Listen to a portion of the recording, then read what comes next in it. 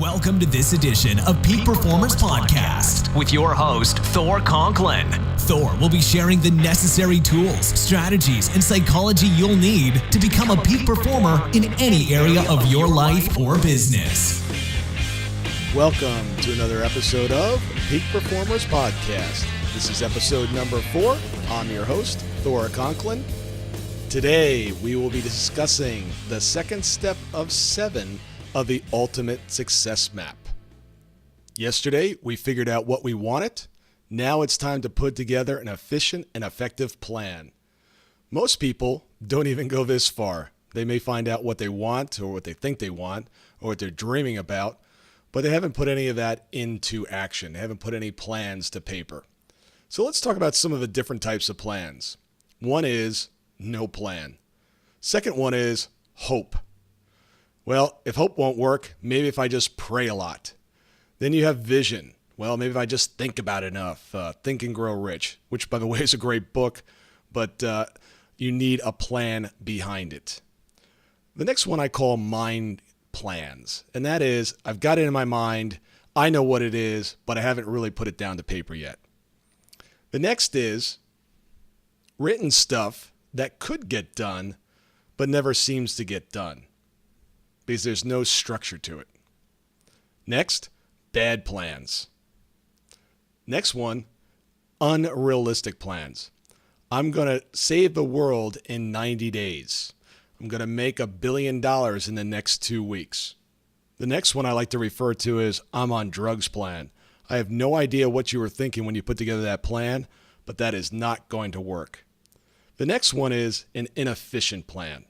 Next, this kind of falls in line with the unrealistic plan, and that is I'm going to get everything done right now.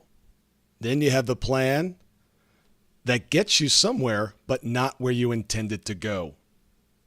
You've got the plans that are efficient, but not effective, and you have plans that are effective, but not efficient. 2 years ago, I was visiting a really good friend of mine, south shore of Long Island, in an incredible place called Crabtree Island.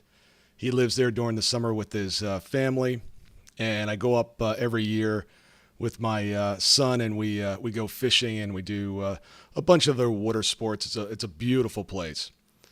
Well, we were sitting around one evening, and it was probably about 7 o'clock, and Steve said, he's my buddy that owns the property up there, said, you know what?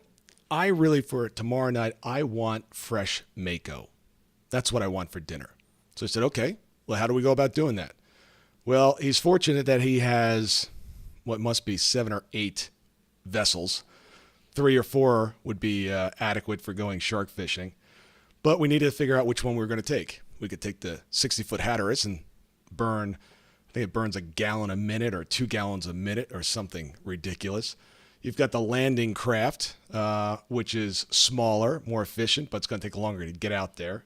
And it's not really that comfortable if it's not going to be a great day. We need to find out what the weather's going to be for tomorrow. We need to figure out what time we need to leave because we have to go offshore, probably about 40 miles offshore.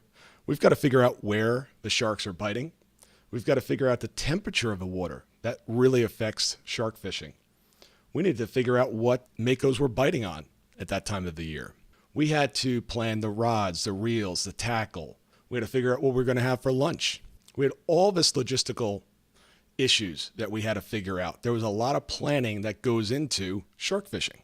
You just don't get on the boat and go. Otherwise, you get out there and you realize you don't have any hooks. So we did this. We put together the plan, decided what boat we were taking, what time we were leaving, and off we go. 4 hours later, we get out to the fishing grounds. We fish all day. Nothing. Nothing. No bites, no sharks, no nothing. Just a lot of sun and a lot of ocean. We come back that evening with nothing to eat. It was a plan. It was not very efficient and definitely was not effective. The next night, we wanted to have Mako again. And I said, I've got this. I know how to plan efficiently and effectively.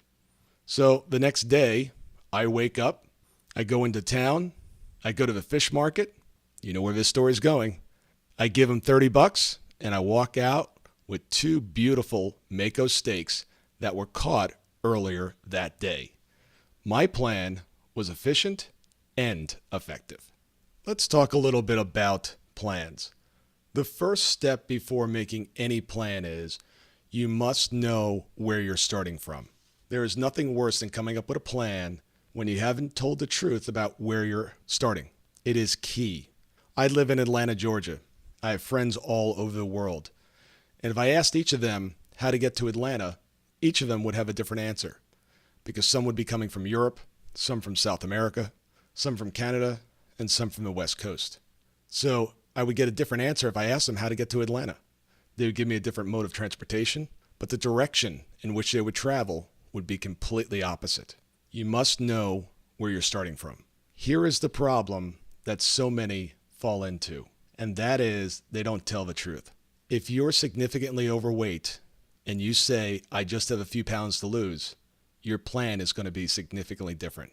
If you're broke and you said you need an additional $1,000 to make your budget work, but actually your budget is $5,000 off each month, you haven't told the truth.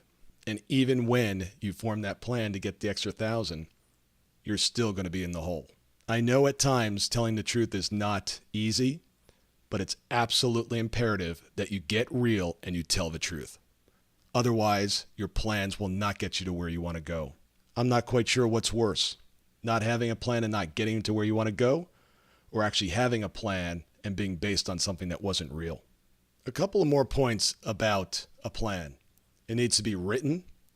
There need to be key steps along the way. These steps need to be in order. Order does matter.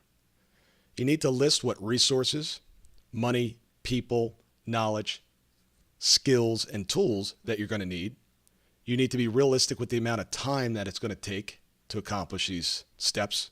If a team is involved, every member on the team needs to understand their role and the clear objective. And this does not mean just telling them once, putting in some sort of memo, or just having a meeting about it. Truly having them understand what their role is and what they'll be doing. You need to take some time and think. I have a special chair that I will sit in. I'll go out to the pool. I will sit on the roof. I will do something that will allow me the opportunity to get away from all the noise and to think. It takes time, and it takes thinking time to come up with an effective and efficient plan. You must track, measure, and there must be consequences for hitting the objectives and not hitting the objectives. One of my top goals is health and fitness. And what I've done is I've scheduled a photo shoot, a half-naked photo shoot, or at least topless for me, in the gym, exposing my body every 4 months. That's my accountability that says to the world, this is what I'm trying to accomplish, and I'm putting up. I'm walking my talk. Talking about accountability, you must have an accountability coach. I'm not a big fan of accountability partners because a lot of times they just turn into, oh, you tried, that was good, you gave it a good effort. No, that doesn't cut it. Just stop that. You've got to find someone that's going to hold you accountable, that has no nonsense and is going to drive to the issues that are stopping you from getting to where you want to go. It's got to be somebody that's non-engaged and doesn't care about what you think about them as you get real with them. You need an accountability coach, not partner. Speaking of coaches, it's also very advisable. I have a coach. I think everyone should have a coach. And just kind of a note on coaches. I think everyone that thinks they know about anything puts up a shingle one day and says they're a coach. Find a great coach, someone that is getting the results that you want to get. I can't stand walking into the gym and seeing a fitness trainer charging somebody $75 an hour to train them, and the fitness trainer looks like hell. I just don't get that. Why would you go and hire someone that has a body that is not in peak condition? That makes no sense to me. So when you hire a coach, make sure that coach knows what they're doing and is getting the results themselves. Now you know what a plan looks like. I don't think I need to explain what efficient or effective is. Question of the day. In what area of your life have you been putting off putting together an effective and efficient plan? Call to action of the day. When would now be a good time to sit down and put that plan together? A year from now, you're going to arrive somewhere. It doesn't matter. You will arrive somewhere. Make sure that you have a plan together, an efficient and effective plan that enables you to arrive at the destination you desire. I wish you the very best. Thank you for listening. If you haven't already done so, please head over to iTunes and subscribe to the broadcast. After listening to the shows, please leave a 5-star rating for us, as this helps us in the iTunes ratings, which helps our reach. If you know of any family, friends, coworkers, or anyone else that could benefit from these episodes, please forward them on to them. You can follow us on Facebook, Twitter, and on our website at thorconklin.com. Please feel free to sign up for our newsletter, where we will be sending out tips, tricks, and tools that will help you become an efficient and effective peak performer. If you have any questions, please email me at info@thorconklin.com. Decide to be a peak performer in everything that you do. Until tomorrow, have an absolutely amazing day.